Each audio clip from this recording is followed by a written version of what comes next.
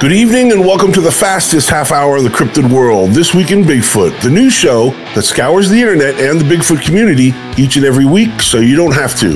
Then we take it and wrap it up in a nice, neat 30-minute package. If it's got to do with Sasquatch, Bigfoot, or the Wildman, we've got it all covered. So buckle up as we bring you the stories that are shaping the Bigfoot world. Let's do this.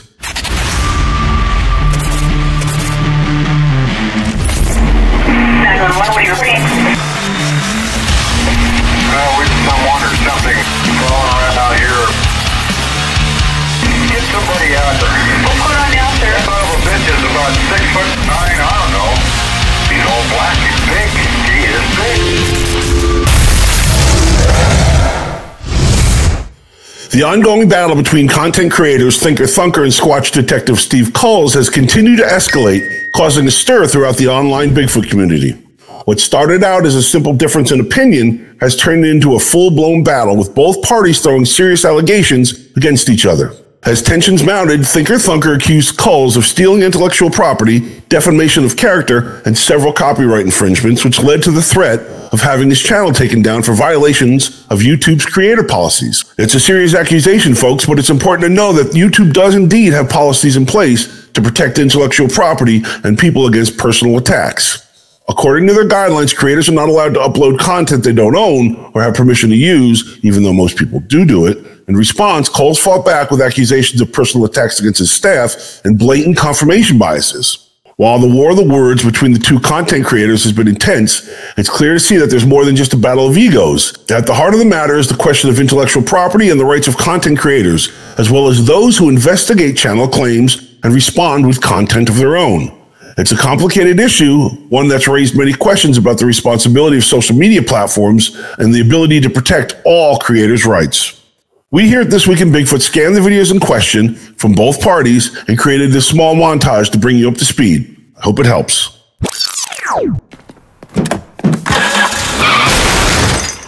Oh God, buddy, I'm sorry. You okay?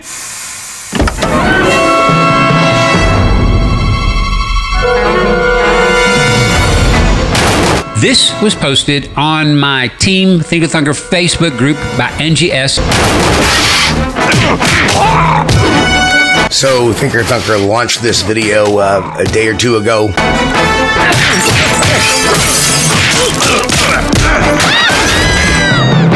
The story behind this is that this was a trail cam shot. You bastard!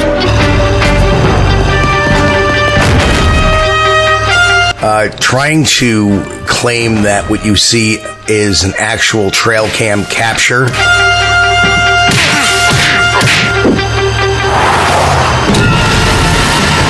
This guy had several trail cams up.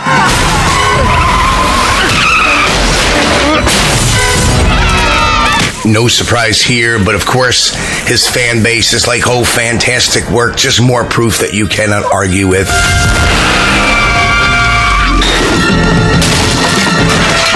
They were getting torn down, he thought, by bears, so he put this trail cam up 7 foot high in a tree.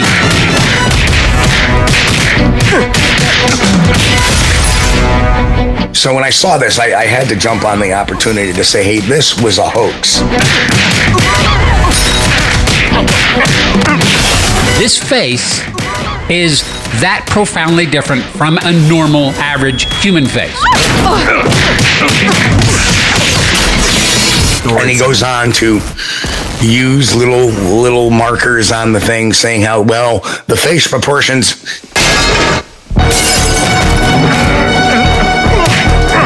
This is a sample from a book I'm writing.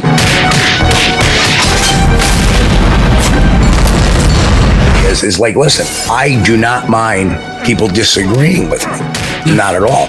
I'll post a disagreement on there, but don't be a troll about it. So, I am an expert in measurement, and measurement is scientific. But I'm going to talk a little, well, he is 62 years old. Let's not forget that. Look at the trail cam mystery beast. The distance from the center of its nose, center of its face, out to the center of its eye is... Now, the Supreme Court ruled that for a public figure to recover damages in a defamation case, not only does he have to prove that it was a lie, about 30%, say 25 to 30% further out than Mr. Ford's eye is.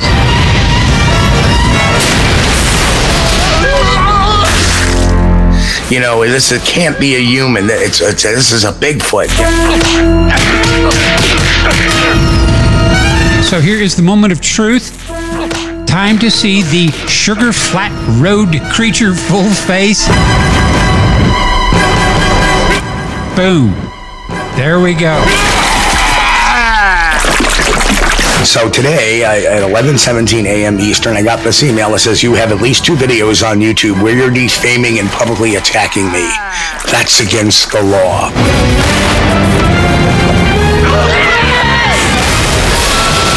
This isn't to steal. This isn't for people to run out and go public with this before I do. If you do that, you are stealing intellectual property. Please stop now.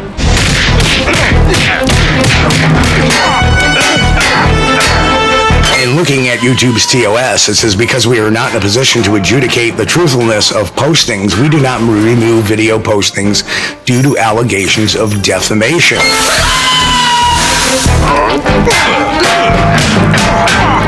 So, for anybody who does still believe these are masks,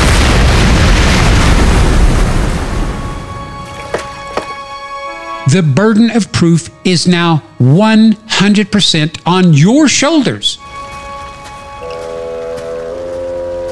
But again, this is, the kind of person we're dealing with. And I don't think people ever have realized this is the kind of person that Thinkorthunker is.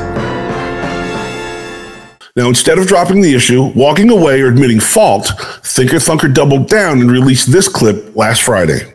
To go out and find nothing short of the guy or gal that made these masks. And you're going to have to interview them. You're going to have to get some footage. You're going to have to get something. You're going to have to see some other masks they made. And when you do this, when you get this interview that you're never going to get, clearly the same photo. So if anybody has any doubts about that, well, I think you better get a reality check. But that is the same photo. You know, finally, the proof that the world has been waiting for. The only commentary that was made as to his character is what he, in regards to what he had said about Nikki. Right. And that's fair. That's fair. You call a friend of mine a name, attack the way she looks, or, whatever. That, my friend, is a YouTube violation of terms of service, not what I did. Now, many here in the Bigfoot community, including ourselves at This Week in Bigfoot, are closely monitoring this situation to see where it goes, and we'll definitely keep you up to speed. This conflict has raised a lot of important questions about intellectual property rights, the protection of others, and the responsibility of social media platforms like YouTube to protect the rights of all content creators. The stakes are high, and the outcome of this conflict could have significant implications for both. Coming up next, the Patterson-Gimlin film gets an AI overhaul. Mike Luci has this story. Technological innovations like artificial intelligence have been a recurring topic on the show because of the disruptive impact they're reportedly having in this field of research. Well, the stories keep coming, and in this latest one, we're looking at some potential headway AI could have made on what exactly the infamous Patterson-Gimlin film captured in 1967.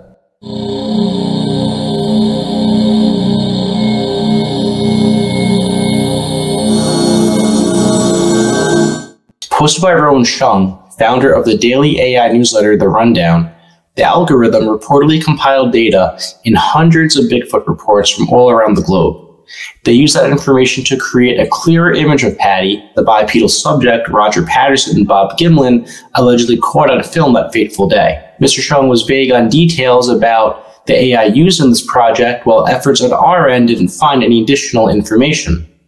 The AI appears to have brightened the footage, which has been viewed over 1.5 million times on Twitter without sacrificing clarity, and produced a more stabilized version of Patty as it hurriedly walked along the creek bed.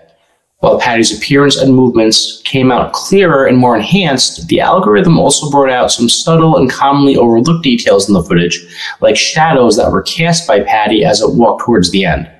Although the algorithm did a great job at enhancing certain qualities of the specific clip, like its brightness and vividness, it may have fallen short on its ultimate goal of finally solving the decades-old mystery behind Patty's true identity. If you follow or are interested in the field of artificial intelligence, make sure to give Rowan Chung a follow on Twitter and subscribe to his daily newsletter, The Rundown. It's a free publication that provides its readers with the latest views, opinions, and insights on artificial intelligence, more of which I'm sure we'll discuss in future episodes on here. Today's episode of This Week in Bigfoot is sponsored by Got Knockers Apparel and Clothing. From hoodies and caps to soaps, keychains, and bats, Got Knockers has everything you need to show your love of Bigfoot. For more information and to shop their items, be sure to visit the Got Knockers page on Facebook at facebook.com/Got Knockers. Hey, Got Knockers? New research has been released that raises questions about the effectiveness of drones and thermal cameras in the search for Bigfoot. While these tools offer several benefits, such as covering large areas more effectively than humans and the ability to detect heat signatures, there are limitations to consider. Furthermore, there's the possibility that the creature they're looking for, Bigfoot, may be too smart to be found by drones, like how African elephants and black bears have been shown to not only detect, but to be able to avoid them. One of the reasons why Bigfoot has been so difficult to find is its suspected high intelligence. Many researchers believe that Bigfoot is a highly intelligent creature that can avoid human contact and detection. Some even suggest that it may have a language and a culture all its own, making it much like humans. Despite the challenges, a group of Canadian researchers are determined to search for Bigfoot using the latest in drone technology.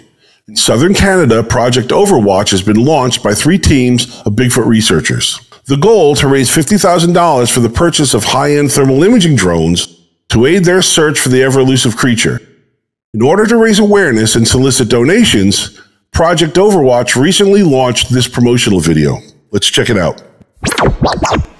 Uniting forces, 3 Sasquatch research groups joined together to fundraise for thermal imaging drones. For years, we've been scouring the woods for evidence and analyzing data to uncover the truth and gather information about Sasquatches. But we have always faced some major challenges, as Sasquatch are incredibly elusive creatures, and it's difficult to spot them in the dark or in thick foliage, but it's not impossible. However, our methods have proven successful in the past and lately. Having thermal eyes in the sky will play a key role in the future. That's why we need the latest technology to aid our ground crews in their surveillance operations. Ontario Sasquatch, Hastings County Sasquatch, and Upper Canada Sasquatch have joined forces to purchase 3 thermal imaging drones. As Ontario is 1.5 times larger than the state of Texas in landmass, we plan to base these assets in 3 key locations in Ontario where we have identified hotspot investigation areas. This will provide quick deployment opportunities without having to travel long distances. Our goal is to provide both ground support for surveillance operations and provide overwatch for our night operation teams. These drones are equipped with both state-of-the-art thermal imaging and visible light spectrum cameras, which can detect heat signatures from up to 200 meters away, making them ideal for spotting Sasquatches on the move. They'll provide us with the critical intel we need to plan and execute our missions, along with high-lumen searchlights to illuminate subjects and target species, to capture video evidence with conventional video cameras from above. We are launching a crowdfunding blitz on podcasts, videos, and social media platforms to raise $50,000 in support of this mission. We're asking for your help to make Project Overwatch happen. This project will move forward and will occur. We will not be deterred by the opinions of naysayers and self-proclaimed experts that have produced nothing new to date. Expertise is important, but is not the only factor in determining the success of this project. Our team members have a unique perspective, approach, and methods that we believe set us apart from others in the community. We are confident that our project will be successful, and we invite you to be part of this upcoming discovery. Now, even if drones and thermal cameras were able to detect and record a Bigfoot, conclusive evidence would still be necessary for the definitive proof of the creature's existence, as thermal imaging is far from conclusive and drone footage has been hoaxed before. Therefore, providing scientific proof would still require research groups to hunt, kill, or harvest a specimen for science, which, considering the creature's alleged intelligence and the ability to avoid detection, would seem to be a daunting task, even with the aid of the latest thermal technology. Now, to donate to Project OverWatch, be sure to go visit the group's GoFundMe page. Coming up, Mike Luci has the latest on the Bigfoot subreddit poll. Mike? A poll posted on the Bigfoot subreddit asked the community what they believe the main reason is that Bigfoot still remains undiscovered. And the results might not be what you expect. The poll garnered over 2,500 votes and found that a plurality of respondents think the main reason Bigfoot remains undiscovered is because it doesn't even exist.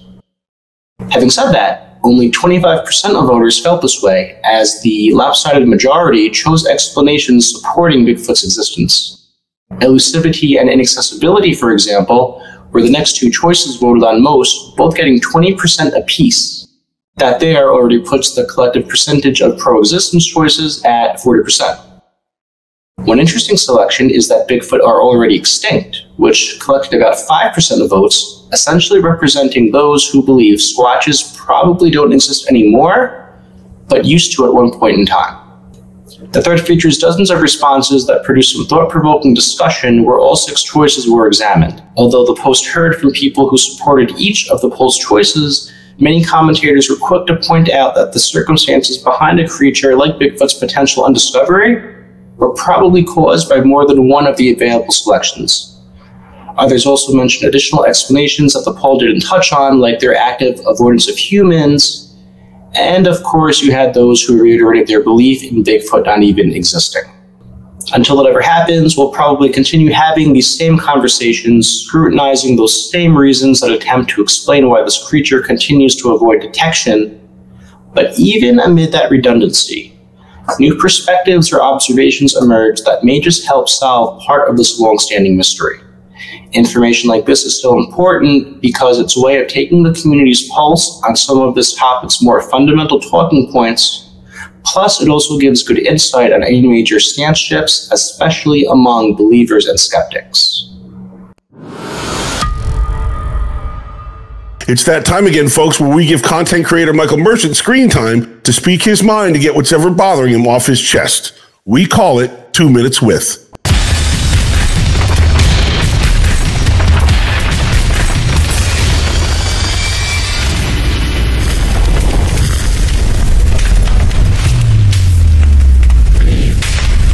Surely you've seen the Patterson footage. Stop calling me Shirley! Taken in 1967 in Bluff Creek, California by Roger Patterson 56 years ago, has yet to be duplicated. No one's duplicated it. How do you explain that? Couple of cowboys with a suit. Philip and Morris suit. Bob Hieronymus. He admitted to being the guy in the suit. Walks just like him. Nobody walks like that. Couple of down and out, illiterate, broke cowboys. Got a Halloween costume together. That's all it was. Simple. Easy. Anybody can do it. Anybody can do it. How come no one has? No one has duplicated this footage. Just a suit. Guy in a suit. If it's a suit, a cheap suit by a couple of broke cowboys, why don't you go and duplicate it? You keep saying it's so easy. It's just a cheap suit. Go do it. Go do it. Why have you not done it? It's really beneath me to put myself out there. I could get shot wearing a suit in the woods. Exactly. One of my points. And how do you explain the tracks that they recovered that day? Double bear prints. Double bear prints. The bear steps in the same track twice, just like a Sasquatch. It's common knowledge. It's common knowledge. Show me an example. One example, just one. I've yet to see any of you guys provide a single example of a double bear track that looks like a Sasquatch print. Yeah, you keep harping on about it. That's right, double bear print. Glad we're on the same page, you and I. It's double bear print. I've seen hundreds of bear tracks in my time. I've yet to see a bear track that looks like a Sasquatch track. I've yet to see it. I keep hearing about it. There's no photographs, no documentation, no evidence put forth. You guys just keep harping on about it. Guys claim it's a suit. You claim the eyewitnesses are all invalid, and that all the tracks are double bear prints. That's right. Yeah, we're seeing eye to eye now. The burden of proof lies with the person making the claim. You're claiming these things. Provide proof. Prove it. Prove it's a double bear print. Prove it's a suit. Go duplicate the Patterson footage. Should be easy. Easy peasy, lemon squeezy. Get a couple of your buddies together, hump all that gear up into Bluff Creek, duplicate it.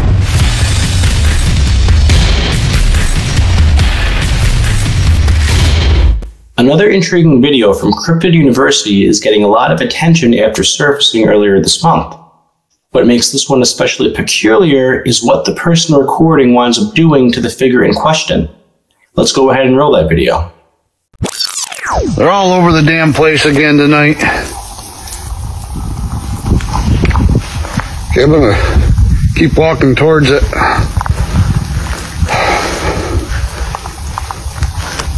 Might actually get to capture something here.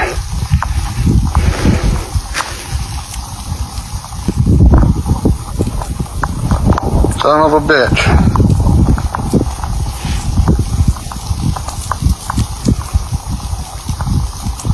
All right, whatever you are, you need to leave. Stay out of this place. This is our home. This is our home. It's hard to tell exactly what this man caught on film, but the glowing eyes are distinct. Although we never really see a clear shape of whatever those eyes belong to, the video does appear to catch a very vague outline, which seems to be a similar or lighter shade of color than the brush it's standing behind. The glowing eyes generated a lot of discussion, with observations ranging from claims that the eyes were blinking to some even saying they spotted two figures, while others even tried using the creature's eye sign to estimate its height. In addition to missing a lot of essential information, like where and how long ago it was filmed, many critics are taking issue with the person recording's actions. Everything from the sincerity in his voice, to active firing his gun at the figure, to why he didn't investigate the spot it was standing has been put under scrutiny. Based on what the man was saying as he approached the figure, it sounds like it's been stalking his property for quite some time, and this was not the first time he's encountered the alleged being. Unless we get more information or updates from Cryptid University or another outlet, we'll probably never know for sure what was captured on this bizarre footage. While the first Cryptid University video we covered was a proven fake, we'll once again leave you to decide whether this one is the real deal.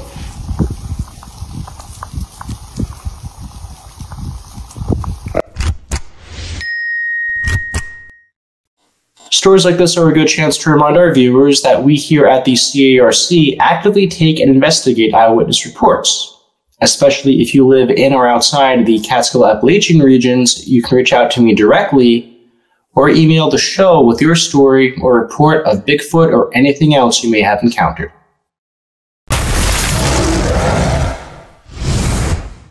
Coming up next, looks like Mike Luci actually read a Bigfoot book. Mike? Despite being home to the Big Apple, New York has a long history of Bigfoot sightings. Although its most famous Bigfoot story is the Beast of Whitehall, encounters have been reported everywhere, from the Adirondacks and Southern Tier to the Catskills, and even many parts of the Hudson Valley. Now, if you're skeptical about Bigfoot being in Southern New York, maybe this new book will change your mind. Titled The Kinderhook Creature and Beyond, author Bruce Hallenbeck details the encounters people have had with a Bigfoot-type creature in and around the town of Kinderhook. Almost all the alleged reports describe a large bipedal being with red eyes and reddish-brown hair or fur, with most of these encounters happening in the mid to late 1980s. The details in these encounters reportedly vary case by case, but a commonality among many was the witness described hearing strange high-pitched noises that resembled a squealing pig. Hallenbeck's cousins and grandmother allegedly had quite a few terrifying experiences of their own. They allegedly saw the creature digging through their trash. Another family member claimed to see 3 of them, making what he described as clicking and grunting noises while hunting. One of their stories even claims they found a dead coyote hanging in a tree. Even after all these years, Kinderhook residents still stand by their claims of being stalked by an aggressive beast, And while Hallenbeck himself has never seen a Squatch, he believes that sightings of these legendary creatures may have migrated south to Dutchess County, where there's been an uptick of reports in recent years. Tonight's edition of This Week in Bigfoot is sponsored by Broken Branch Designs.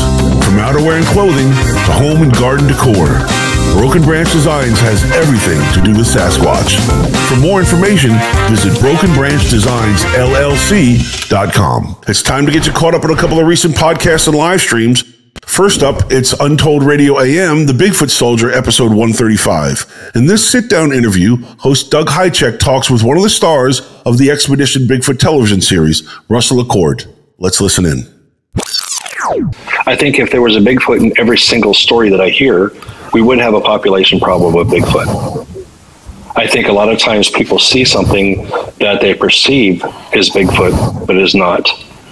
I saw something as a kid that was not Bigfoot, but from a distance, when I saw it walk away from me, I swore it was. And it was, it was a moose. It was a moose. From the back. Think about the big, long legs of a moose and how the back has that big hump on it. Didn't have horns. It just walking away. It had his head down. So all I saw was just, and it was far enough away, I just saw the legs moving and walking away and that cone shape on the top and no arms swinging. So it was just, and being an investigator or researcher, I had to know what it was. So I'd go down the valley and came back up the other side and I looked and it's just big giant moose tracks. And it made sense to me at that point. Yeah. But it's hard for me to hear stories where somebody says, well, I saw a Bigfoot and it was right there. It was like 30 feet away and they take a snapshot in this field and I'm sorry, they have this film footage in a field and you just see something black kind of move. And they're like, look, there's my proof this is Bigfoot. And it's 6 inches of snow.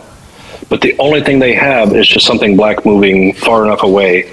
But nobody's going to take the same camera and go over and look at what kind of footprints it left behind.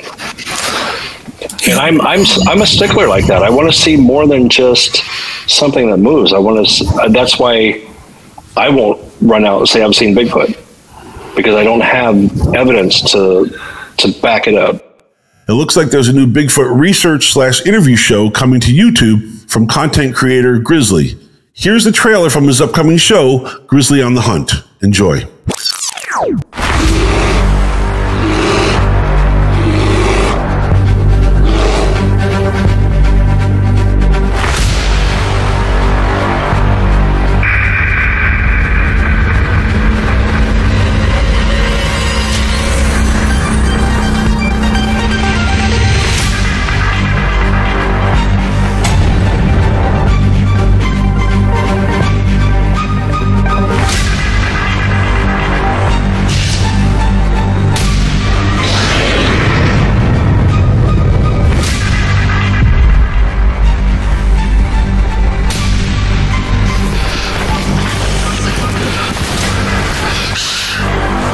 It's a grizzly. Should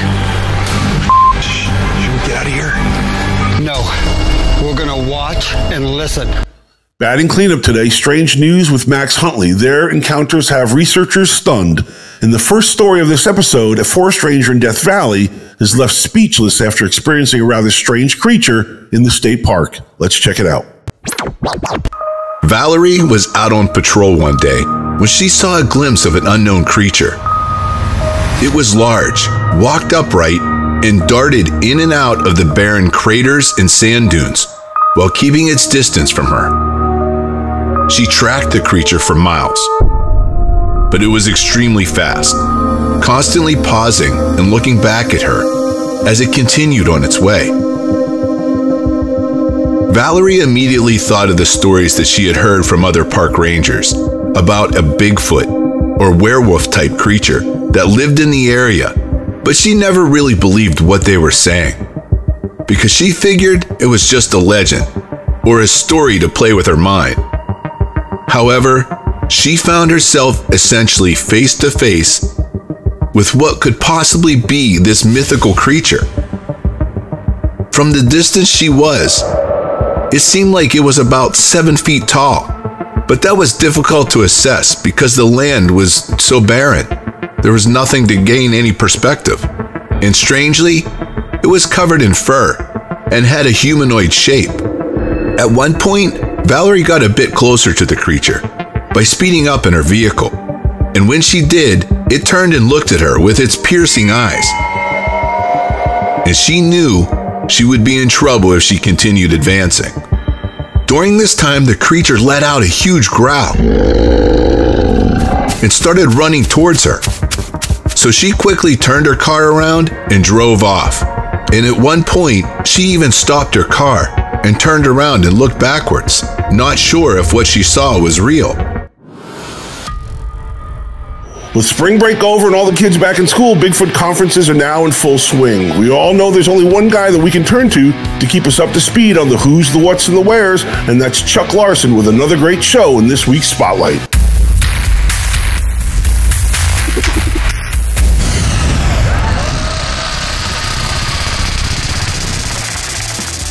The third annual Sasquatch Triangle Conference will be held Sunday, May 21st at the Coshocton Lake Park in Coshocton, Ohio. Bigfoot merchandise vendors including Broken Branch Design and Got Knockers will be on site selling their wares, along with top-notch food trucks Backwoods Smokehouse and Flying Naked Picket, just to name a few.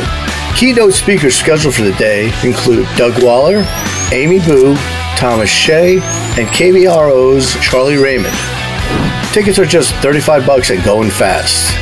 The event is scheduled rain or shine and set to kick off at 9:30 and runs until 5:30. For more information and to purchase tickets, visit Everbright.com and search Sasquatch Triangle Conference. And that's this week's Conference Spotlight. Brendon, take us out. All right, folks, looks like it's a wrap. I'd like to thank you for watching and remind you to like, share, and subscribe everything we do here at the Catskill Appalachian Research Collective. If you have any questions or comments, or maybe a story for the show, you can reach us at thisweekinbigfootnewscast@gmail.com.